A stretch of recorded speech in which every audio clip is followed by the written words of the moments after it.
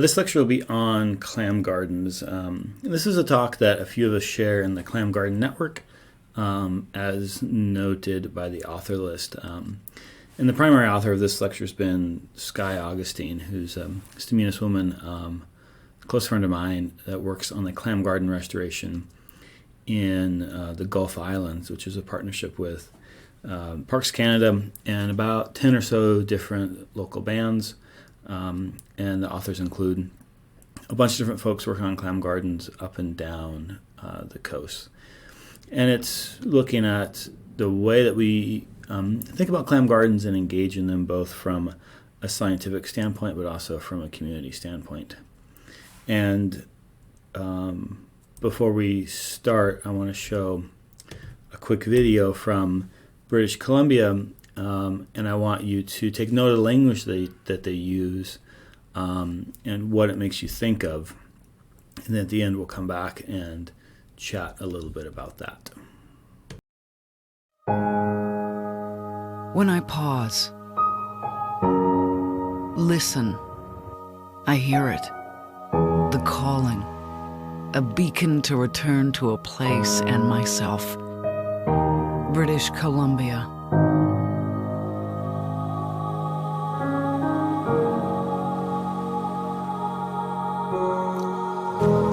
To be amongst the elements, the purest water and air. Fertile abundance, a natural richness that over time has quietly become the true currency of life. And this place is the kingdom of abundance.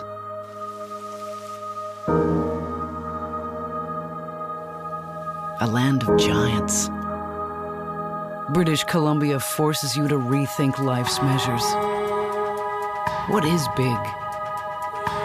What is power? What is important?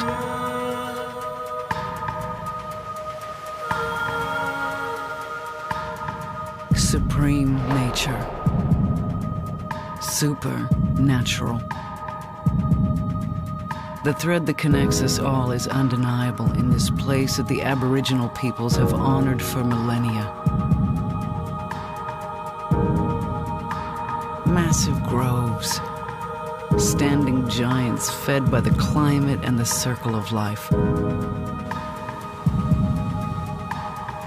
Altitude swings that take you from sea to sky, from rainforest to desert to snow-capped peaks.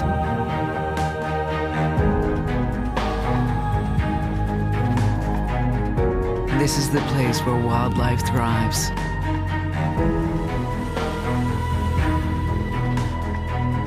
All in the court of Her Majesty Mother Nature.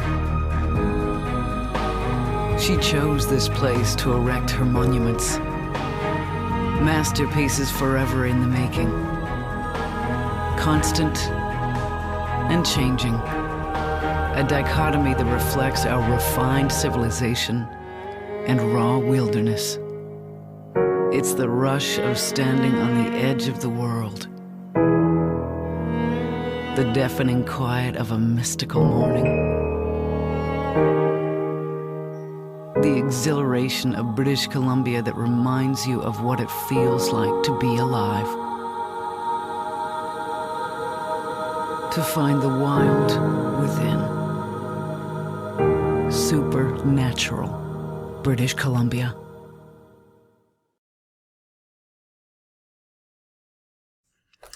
So the video is interesting. It talks about lots of great things about British Columbia. It's beautifully filmed. And it talks about British Columbia as this kingdom, like very colonial language about this kingdom in the court to Her Majesty, where great monuments are erected. And this land of abundance and land of giants. And I think it paints this in a few different ways. One, it makes it sound like like these ecosystems just exist, that the First Nations honored these ecosystems but didn't have any role in creation, maintaining, or modifying them. Additionally, it makes it sound like there's this dichotomy between refined civilization, a shot of Vancouver with the oil tankers in the background, and raw, wild wilderness, which is like out there is wilderness, in the city is refined civilization. And the great thing about BC is you can live in this refined civilization, but then go experience raw wilderness. So this sets up this dichotomy where people exist in one area and nature's in another, and we should keep them separated.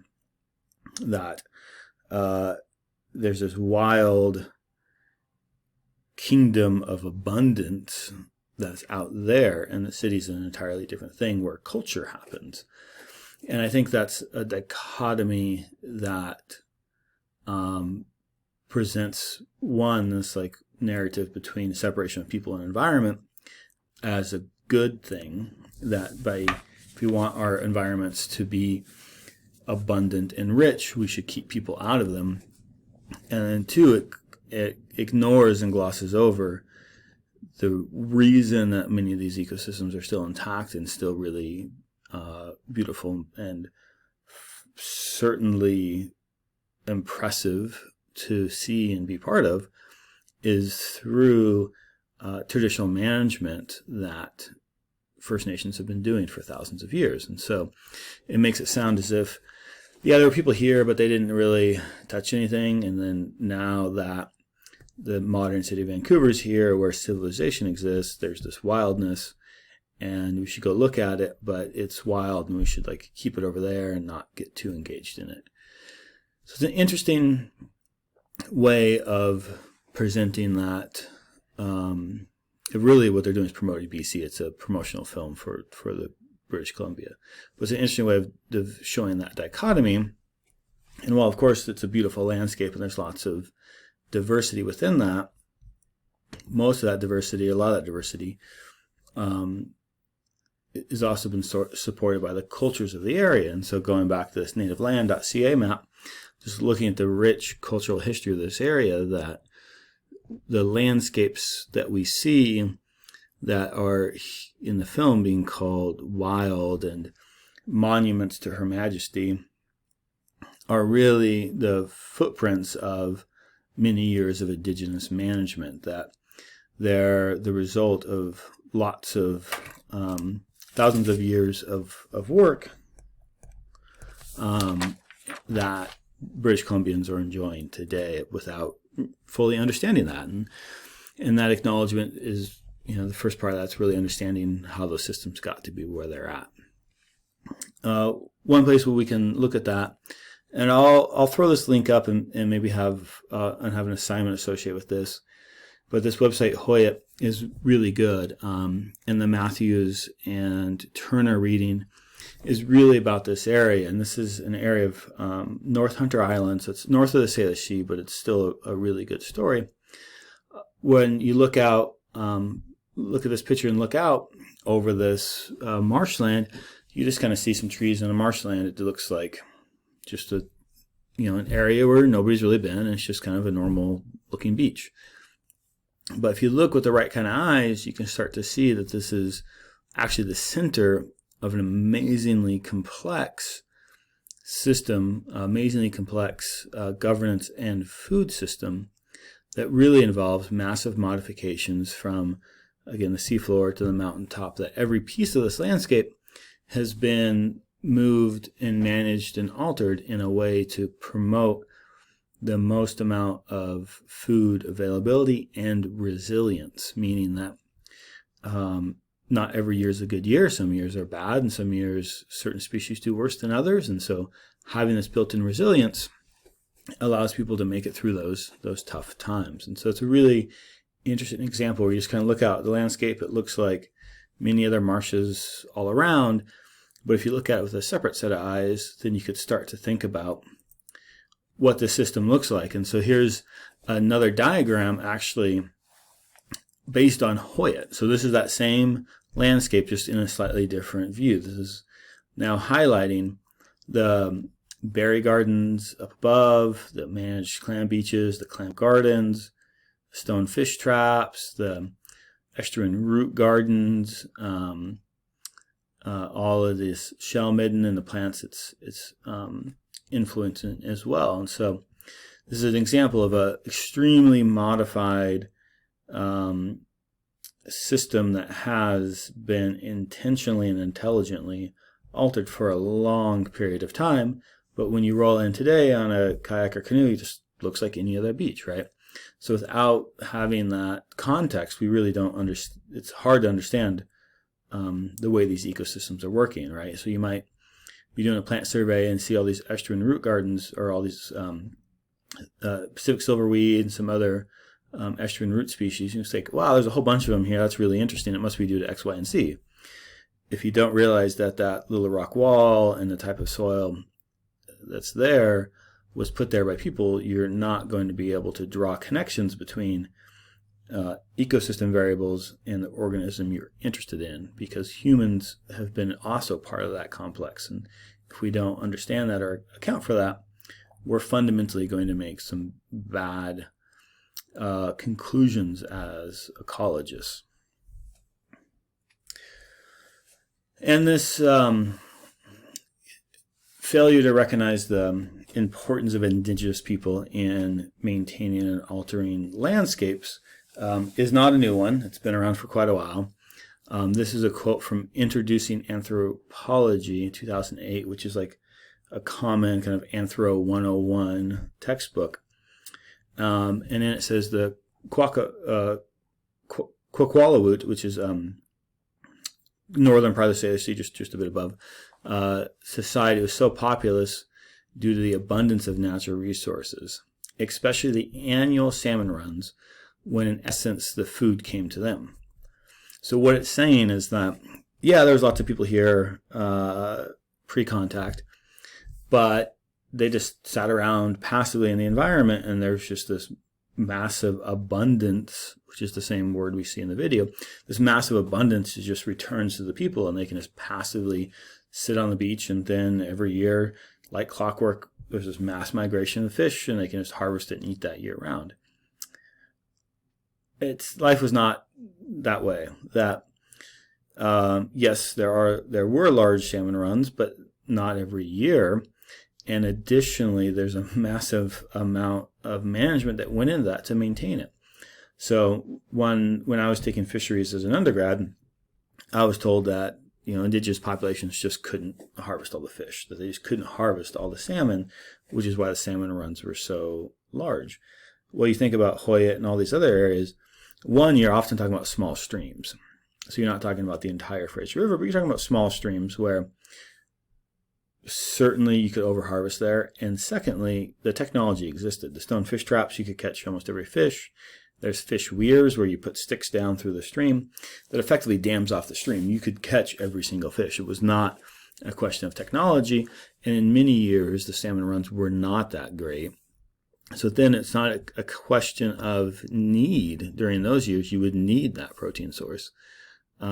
It's really a sign of understanding impacts and a lot of rigorous management, as well as massive modifications of these ecosystems.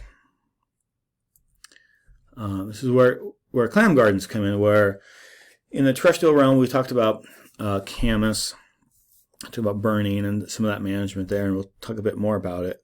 But on land, particularly around burning and camas, it's been pretty widely acknowledged and accepted that people had an active role in managing these ecosystems. Now, once we go down the tide line into clams, a little bit less so, that modifications in the marine environment are typically not thought of or not recognized, where clam gardens offer this very visual representation of a modification, where these are monumental features that have more rock in it than Stonehenge, and that exist from the southern tip of Victoria all the way up through southeast Alaska. These are areas of the beach where you can see Nathan Cardinal standing on this rock wall here. These rocks were moved from the upper beach all the way down here. And this particular beach is over 1 kilometer long, and on the seaward side drops down about 5 or 10 feet below the surface. So all these rocks were pushed way, way, way out, and it built out all this big flat beach. So prior to the rock wall, this flat beach wouldn't have been there. So effectively what clam gardens do is you can roll rocks to the low tide line, and it takes a steep beach and flattens it out.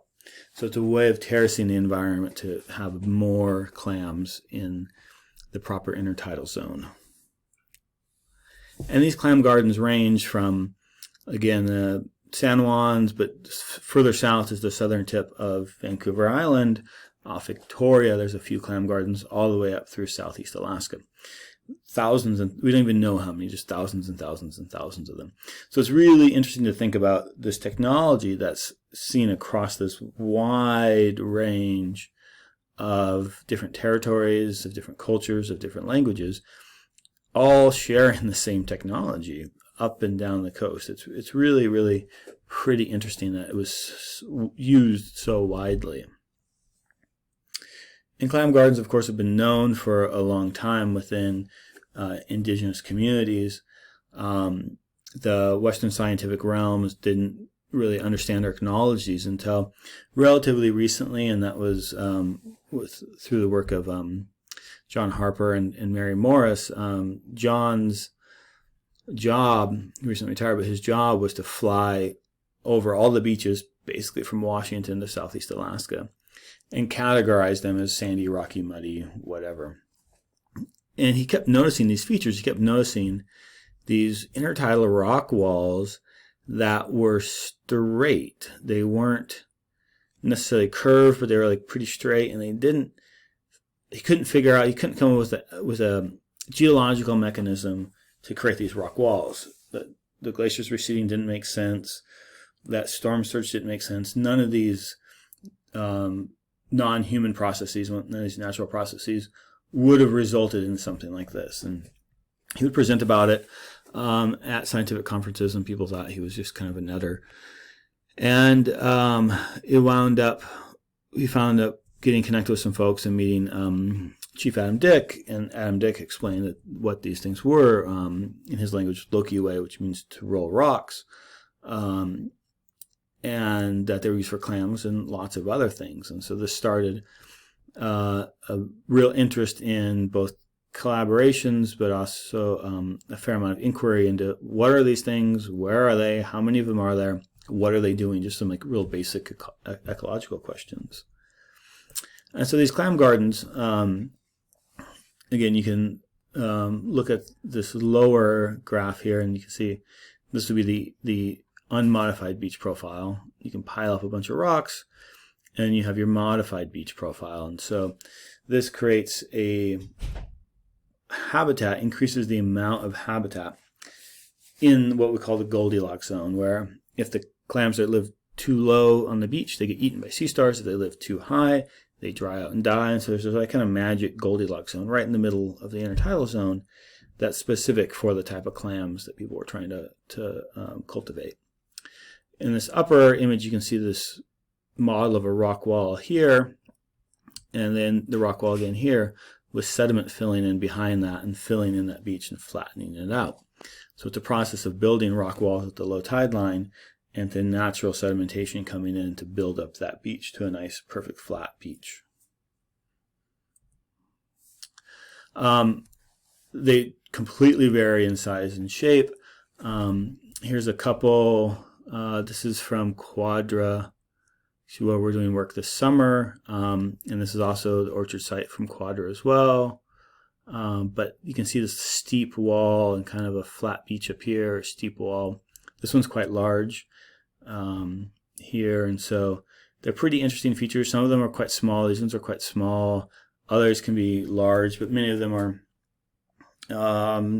maybe 100 meters wide by 100 meters, like not really big.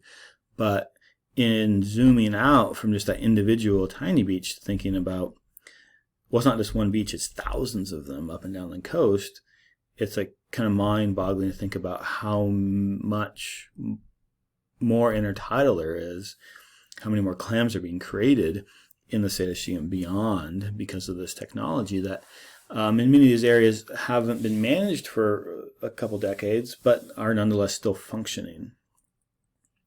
And there's some linguistic evidence. Loki was what I mentioned from Chief Adam Dick, Waxawusamus Northern Coast Salish, and Timqua from New Channeleth. And I'll put a link up for this, but there's a YouTube of Raven and the First People from Haida talking about Raven pulling the first people out of clams. And so clams also have an important role in the culture beyond just the food source. They have an important cultural and spiritual aspect as well. And here's some quotes about clamming, because we think of clams as food, but it's also an important thing. And so this quote from AS here is, clamming is an important part of the year from early on as a young child. Another one that's our grandmother teaching us, showing us, and telling us where to go, how to do it. It made us strong as a family. And this is something we hear over and over again. It's that going out and clamming is less about the pursuit of the clam and more about the connection. So in particular, it's frequently a time for elders to work with youth, to pass on knowledge, to tell them stories. And there are certain things that you can only do on a clam beach. There are certain stories that can only be shared in that context. There's certain knowledge that can only be passed on while you're out clamming. And back to that Lummi and Semiahmoo example, now you can think about Semiahmoo, where they exist in a place where they're legally not allowed to harvest clams. Well, what happens to that knowledge? How is that information passed on?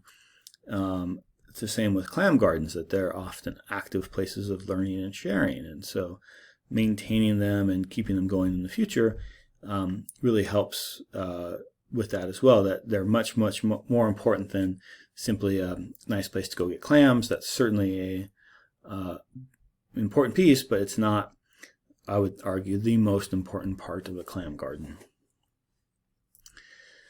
And clam gardens have clams. Here's a diagram of a clam. Clams perform a really important, what we call ecosystem function, or ecosystem service, meaning that they perform a service to the ecosystem that we can frequently quantify and measure. In particular, bivalves filter over 100 liters of water per day.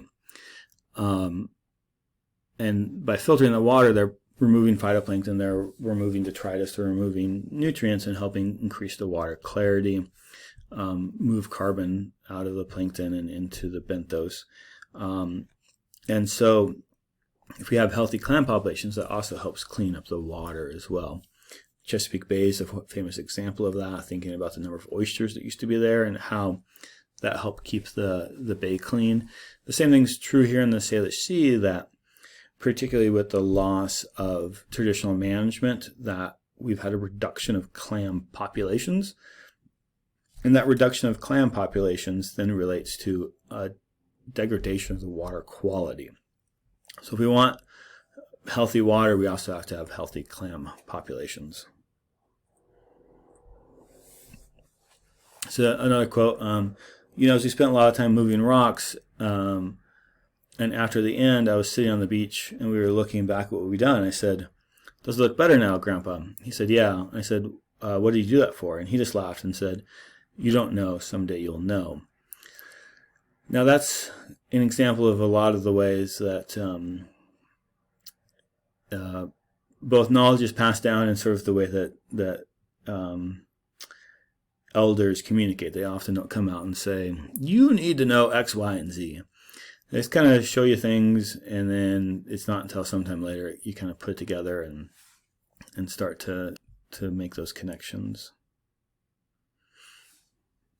And so it's a bit about clam gardens. As I mentioned, there's a whole bunch of us that work on clam garden related things. I encourage you just to look up clam gardens. There's 3 or 4 really good YouTube videos by Hackeye and Parks Canada and a few others talking about some of the work that we're doing up and down the coast.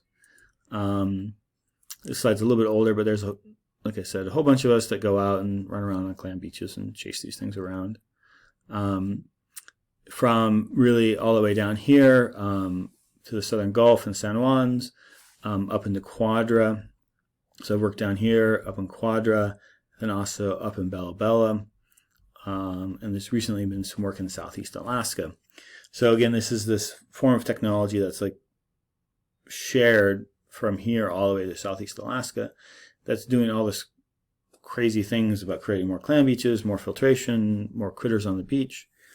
And while we can think about all of this as the pursuit of just clams, it really is a thread similar to Camus. It's a thread that we can use to look at a wide variety of both disciplines and also concerns.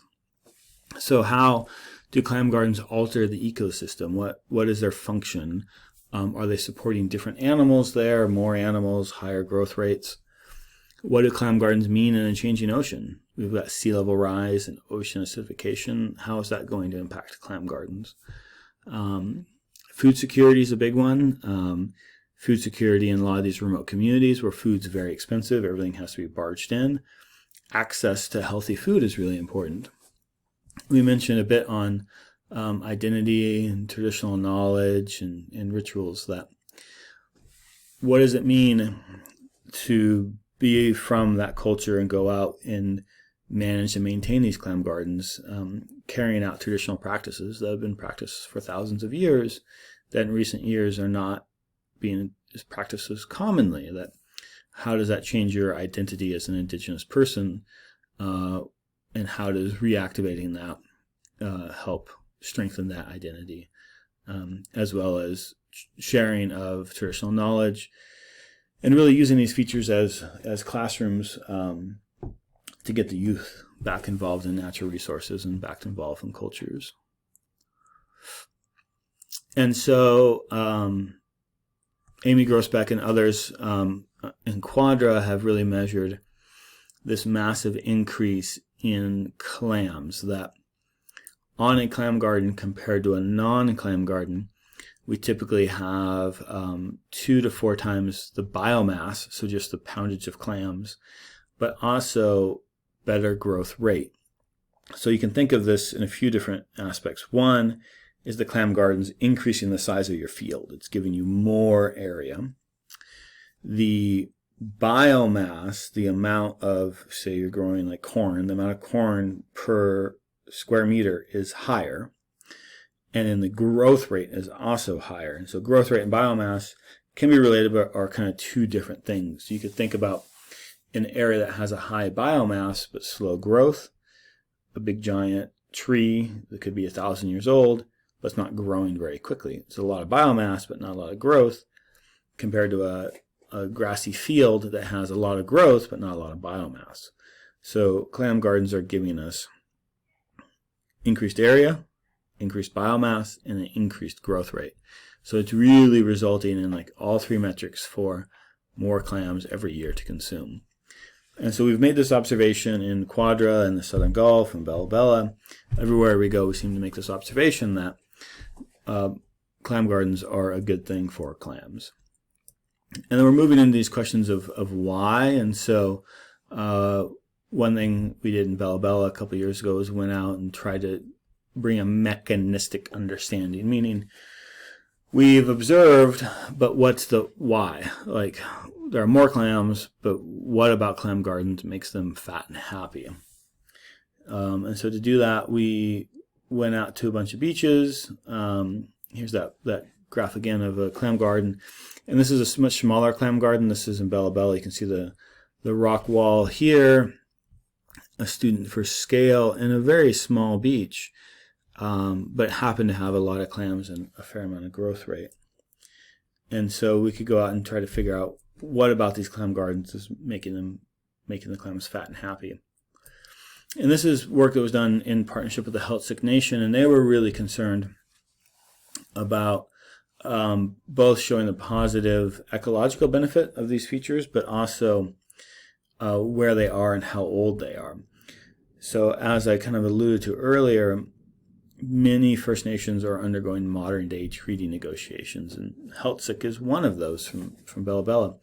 They're really interested and concerned about showing their use of areas through time and their positive management of areas through time as a tool to negotiate with the federal government around rights and title, around being able to utilize their traditional areas for clam cultivation for economic and subsistence reasons. That they basically said, we wanted to know where these things are, how old they are, proof of positive management, so we can tell the federal government, hey, we've been doing this for a long time, we're going to keep doing it, like, kind of back off. So that was their real interest in the project. So to help accomplish this, we gathered a bunch of clams, in this case butter clams, dyed them with a special dye and glued these little tiny tags on them. They're actually tags for bees. They're meant for like tagging bumblebees, but it was enough super glue. You can stick them to a clam, put them out in rings so we can find them again next to a temperature logger, and basically come back at the end of the season to see how much they grew. And this is actually a clam that we recovered, and so this dark ring here is how big it was when we put it out, and all this white is where it grew over the year. So that's all the new growth, and this is how big it was when we first put it out and how big it was when we got it. So we can use that difference between how big were you when we caught you and how big were we after we let you go for a little bit. We can use that difference to measure what we call proportional growth, which is how fast you grew in relationship to how big you were when you started. And we can do this for clam gardens and non-clam gardens. In this graph, we've got tidal height, high tide being the A's, and low tide over here being the D's, and proportional growth, more the better. Okay, so in the low tide clams, can move me out of the way a little bit. In the low tide clams, the clam gardens and the non-clam gardens grew at more or less the same rate. There was no distinct difference between clam garden, non-clam garden for how fast you grew. Kind of true for the here as well, no significant difference. When we get to the high tide clams, it turns out to be a fair amount different. Clam garden clams are growing more or less at the same rate they were at the low tide, but now they're living up on the high tide. Where the non-clam garden clams, when they're living higher on the tide line, closer to shore, they are growing much slower. So there's an energetic cost to living higher on the beach. Now that energetic cost comes because you're underwater less and you are a clam and you filter water. So if you're out of the water more, you're filtering less and you're growing slower. You're also exposed to a lot of physiological stress. Clams and critters in the beach tend to die around this time of year. June, July are your best low tides of the year in this part of the world, and they occur right in the middle of the day. So your 4th of July low, that's at noon, and it's 80 degrees out. Those critters are coming out of water that's 50 degrees. Now it's 80 degrees out.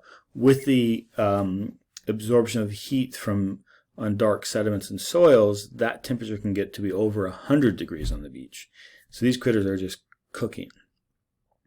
So both the combination of the higher you live on the tide line, the longer you're exposed to that high temperature during a summer low, as well as the less food you can get, generally combines to mean lower growth. The advantage of being higher on the tide line is you're further away from the sea stars that want to eat you. But here we're seeing these clam garden clams are still fat and happy high on the tide line, which brings up a bunch of interesting questions about the how and the why. And for the purposes of this study, one thing that we also noted is that where these beaches were that resulted in the fat and happy clams way up on the beach was also where knowledge holders told us those are places where we go for high water clams. Meaning that if the tide's not the best of the year, but we still want to go out and get clams, these are beaches we would go to. Which is also super interesting because that means that they're more available. So you can imagine the beach, it's not low tide every day. that there's some days it's lower and some days it's not as low. In particular, you only get your good lows during around the summer solstice and around the winter solstice. Around the summer, your good low tides happen during the day, and around the winter solstice, they happen at night. So around Christmas is a good low tide at 1 o'clock in the morning. Not very convenient. So if your grocery store is only open during those hours, you have a very limited window to go out and harvest. Now, if we can move them just a few centimeters, move the clams a few centimeters up the beach, closer to shore, they're going to be exposed more often. 7-Eleven is going to be open more days out of the year. So I think this is a really interesting aspect, that it's not just the increase of number and biomass, but it's an increase of availability, which again is maybe something like ecologically you don't think about, like you just care about the critter. But if you think about ecology and people, then it becomes really important. Can I access these clams? How often can I access these clams? And what does that mean for resource access and the overall food system? And so one thing that could be driving particularly the story of physiological stress as we get higher in the tide line is the differences in beach sediment type. So here's an image of 2 baggies of beach sediment. One is chock-a-block full of shells and all white and happy, and the other one is dark and mucky. The white one came from a clam garden, the dark one came from a non-clam garden. The big difference here is that the clam garden one is full of shell hash, full of broken shells, which is calcium carbonate, which allows water to circulate through the sediments quite nicely, increases the amount of oxygen in the sediment, and it's white, it's reflecting the heat, so it's not getting as hot during the summer, compared to the darker soil sediment, which is fine grain organics, it's mucky, it gets hot, oxygen gets starved as you go down, if you dig down in the sediment. So they're 2 totally different types of sediment. They were taken right next to each other in different beaches, clam garden, non-clam garden. And this fits in with a lot of the traditional knowledge around collecting and gathering clams, which is you return your shells to the beach when you're done. So this kind of shows that returning of shells to the beach really altering the sediments, which is having these positive benefits for clams. So you can look at those 2 things and like, yes, they're totally different. If you don't believe me, we measured them. So these are a couple graphs looking at the percent shell in the total sample. So if you measure how much of that sample is made up of shell, what does that look like in 2 areas? And so one area is clam garden, the other one is non-clam garden. The clam garden one has way more shell in it compared to the non-clam garden, a significant difference. The same thing is true in this little deeper core. It's the same kind of sample. So this is showing us that yes, there's more shell in the clam gardens compared to non-clam gardens. And then, and as I mentioned, that darker sediment also has less oxygen in it. So these are data from a clam garden and a non-clam garden, also from Bella Bella, showing the amount of oxygen in the sediment. So if you are a clam living a few centimeters below the surface, what does life look like? Well, in a clam garden, you've got more oxygen, you're happier, versus a non-clam garden where you have less. And this relates to the overall abundance of clams at both sites. That for little neck clams, we observed about twice as many little neck clams at a clam garden compared to a non-clam garden. And this is per area, so per meter squared. So if I went out with, a meter by meter and put it down, how many critters am I going to find? On a clam garden, I find twice as many little necks, which is like the native steamer clam. They're kind of maybe 2 inches wide. For butter clams, way more. So about 4 times as many butter clams on a clam garden compared to a non-clam garden. So lots and lots more butter clams. Butter clams are the big fat clam garden clams. They're much larger, and they're a primary food source.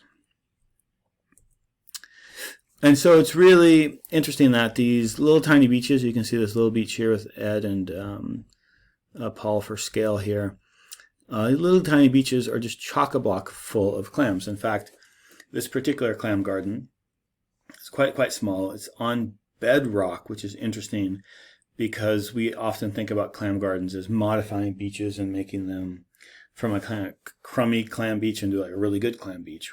Well, here is an example of a clam beach that was prior built on hard bedrock that had rocks put on both sides, that took a rocky intertidal beach, think about algae and snail country, used barrier rocks to hold in all the shell hash, and build this beach that's entirely shell hash that has the highest density of butter clams I've ever seen. Butter clam density is on the order of, I believe it was about 600 clams per square meter. It was just literally clam on top of clam on top of clam on top of clam, just full of butter clams, and really high on the tide line, way higher than they should be. So it was super interesting. And that's adjacent to a stonefish trap, that's adjacent to root and berry gardens, it's adjacent to a bunch of other management. So it's like this really interesting piece of a much larger puzzle. And while we think about clam gardens and we love clams, think about what else are they growing that clam gardens are putting this really interesting, complex, three-dimensional habitat in the intertidal. And that complex three-dimensional habitat is home for all sorts of critters. That if we think about why coral reefs, one of the reasons coral reefs are so amazing is that they're this complex three-dimensional habitat that allows critters to crawl around and hide in the little nooks and crannies, compared to the sand flats that are all around, right? So if you wanted to go see a whole bunch of cool critters, would you go to a sand flat or would you go to a coral reef? Most people go to the coral reef because there's like all of this complexity there. The same thing is true with clam gardens. That clam gardens are these big piles of rocks, and the rocks are like kind of soft, bigger than a softball, like a, don't know what's smaller than a basketball, but a small basketball size, soccer ball maybe. I don't know sports. So a medium size this ball, piled up on top of one another. And in between all of those rocks, there's nooks and crannies for critters to live, plus all that surface area. So if you're something that likes to stick to the surface, like an algae or limpets, little snails that crawl around, and gastropods that crawl around and eat the algae, it's more physical area. And so the question is, what of those things are also foods? Of the things that we find on the beach, what of those are also traditional foods? And so here's a red sea cucumber, which is a traditional food. And then there's, like I said, limpets and large snails, and red rock crab all live in here. So I had a couple students work on some clam gardens in the Southern Gulf. At the time I was working at Northwest Indian College. And they were really interested in this rock wall and trying to figure out what lives there compared to this non-rock wall. So one student, Amy Irons, now Klein actually, went out and measured and counted up all the critters we could find on the rock wall, measured and found all the critters we could find not on the rock wall, and based on the species assemblage, so based on when you go out you find certain types of organisms, based on the suite of those assemblages, she could assign them to either the rock wall or the control, which is to say that the environment created by the rock wall was unique and different than that on the non-rock walls, so that these rock walls are fundamentally altering the ecology of the beach, that because they're there, they're supporting a host of different critters that wouldn't be there without the rock wall. So fundamentally, from an ecological perspective, rock walls have completely transformed the environment. Another student who actually went on, just graduated from University of Washington with her master's, was interested in the food species. So of the critters we encountered, crawling around looking at the rocks, which ones of those are things we can eat? And based on her study, on the rock walls in her study area, there were 590 critters that were food, and on the control, the non-rock wall beaches, there were 72. So many more critters you could eat on a rock wall compared to a non-rock wall. For red rock crab, she did see more on the control, but they were tiny, and on the rock wall they were much, much larger. So numbers and biomass are two different things, meaning, would you rather have 100 tiny crabs or 10 big fat ones? And that was kind of the case here. And then Amy's gone on and is now a master student in my lab, looking at habitat complexity. And so that similar sort of idea of coral reefs are really complex and they support lots of critters. How does a clam garden rock wall, how's the complexity in that, meaning like the amount of up and down, the amount of surface area, the amount of like little holes and things to hide in, how does that compare to other rocky beaches, other bedrock beaches or other naturally rocky beaches? So comparing a rocky beach to a rocky beach, what do we find? And so she spent about 30 plus days in the Southern Gulf running around counting critters, and is kind of working through that now. And then one piece that a bunch of folks have been working on recently is how old are these clam gardens? And it's a bit hard because while they're old, we assume that they're old, it's hard to figure that out because what do you date? If you're on land and you're working in a shell bin, which is a pile of archaeological material, mostly discarded food, shells and things like that, you could pick up a shell and date it because you know that shell doesn't belong on the beach or doesn't belong up on land. Well, if you pick up a shell on the beach, they belong on the beach. So how do you know how old they are? And so Dana and team worked on a few different ideas, but the primary one was to find a rock in the rock wall that had a barnacle scar on the bottom of it. So the idea is that some time ago, people picked up a rock that had barnacles on it from the upper intertidal, walked down to the low tide line, threw it in a pile with all the other rocks, and as it landed, it flipped upside down, and that barnacle that was alive on top of the rock got flipped and stuck in the mud. And then it died some hundreds of thousands of years ago.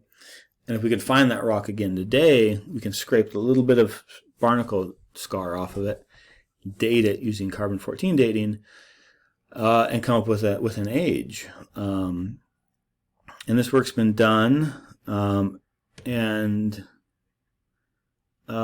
has shown that where we're working in, sorry, I'll jump back one more, where we're working in Quadra, that some of these clam gardens date to 3,900 calendar years before present. Some of these clams are almost 4,000. Some of these clam gardens are almost 4,000 years old. And this is an interesting spot because in Quadra, the opposite is happening what we normally think of, meaning when it comes to sea level, we often think of sea level rising. In Quadra, it's been the opposite. Sea level's been falling. And so in the Shaping the Ecosystems lecture, we talked about ice. And so having the last glaciation, having a mile of ice on top of where we're at now, that mile of ice is pushing the Earth down. When it melts, that Earth starts to rebound. Now, at the same time as rebounding, the water level is also going back up because ice is melting and going into the ocean. My marine geology professor described it as every year at Thanksgiving, his Uncle Eli would come over, who was a rather sizable fellow, and he would sit on the couch all day long, and it was time to get up to eat. The couch would sort of be indented, and after he got up, it would take some period of time to slowly kind of come back to level. Well, in Quadra, the ice was so thick that the land is actually rebounding faster than sea level's rising. So it's a really interesting place where the oldest archaeological features, things that are 12,000 plus years old, are up dry, high and dry on land. And the youngest stuff is right at the water's edge. So here you see an old clam garden wall that's now too high for clams, and now we see a second wall that was built that's lower back in the clam zone. So here, as sea level was going up, people were chasing the beach down. Many areas it was the opposite. It's like off Haida Gwaii, the oldest sites are well underwater. So that's been one of the issues of finding early archaeological sites, is many areas they're underwater or they got scraped off with the glaciers. But here's an example of sea level going down, and Clam Garden's kind of adapting to that, which is pretty interesting. And as these clam gardens have moved up and down, there's increased motivation to start clamming again, to get more folks back out on the beach to sustain and keep this access to clams available. And there's been many measured barriers to harvest. One of them is what we talked about, is just governmental rules that are preventing people from going out to harvest. They're preventing people from practicing their inherent rights. Environmental concerns are a big one. Closures due to biotoxins, or red tides as they're often called, or industrial pollutants or other pollutants that are causing issues. Fecal coliform, sewage runoff, things like that are all barriers to harvest, as well as the expense of it. Many of these beaches, you have to have a boat and you have to burn a bunch of fuel to get there and harvest these clams. And again, they're only accessible during certain days of the year. Some of those days are in the middle of the night, so you have to go out in the middle of the night and drive your boat for an hour in the dark to go harvest clams. It's a fair amount of work, and so these are getting in the way of a lot of folks harvesting clams. As well as you see these signs everywhere now that shellfish area closed due to biotoxins. In Canada, they manage the shellfishes differently, where there's many annual closures where just year-round you're not allowed to harvest clams. And there are other areas that are seasonal, where there's small windows of the year where you're allowed to harvest clams. In Canada, in Washington, we have a more active management where we have a bunch of monitoring stations all around coastal Washington, and we take clams every week or every 2 weeks, measure them for biotoxins, for red tide toxins, and based on that information, we'll close certain areas and keep testing, and then when it's safe, open them back up. In BC, they don't do that, and part of it's justified because the coast is just so huge and the population is not very dense in many areas. In other areas, it certainly would be nice if they had a bit more monitoring around it. So many areas, it's just illegal year-round to harvest clams, which is obviously a large problem. And so one of the things we're doing is trying to get kids back out on these beaches, to get youth out engaged in managing these ecosystems and having that as part of their identity and part of the work that they do. Going out, learning their language and practicing culture on these areas is quite important. And I'll end with a quote here. It says, my grandmother went to the longhouse a lot, and that's where the clams were given away. It's not what you physically own, but it's what you give away that makes you rich.